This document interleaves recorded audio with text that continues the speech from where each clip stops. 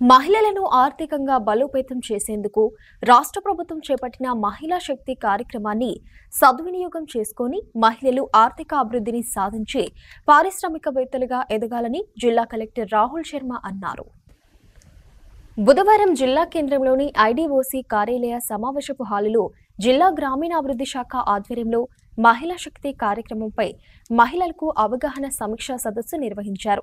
మహిళలను ఆర్థికంగా బలోపేతం చేయడానికి ప్రభుత్వం మహిళా శక్తి కార్యక్రమాన్ని చేపట్టినట్లు కలెక్టర్ తెలిపారు. జిల్లాలో 11 మండల, 1 జిల్లా సమాఖ్యలున్నాయన్నారు. 364 గ్రామ సమాఖ్యలు, 8,050 మహిళా స్వయం సహాయక సంఘాల్లో 84,645 మంది సభ్యులు ఉన్నారని కలెక్టర్ తెలిపారు. ఎంచుకున్న వ్యాపార రంగాలపై గ్రామ, మండల, జిల్లా సమాఖ్య సమావేశాల్లో విస్తృతంగా అవగాహన కార్యక్రమాలు నిర్వహించాలని తెలిపారు.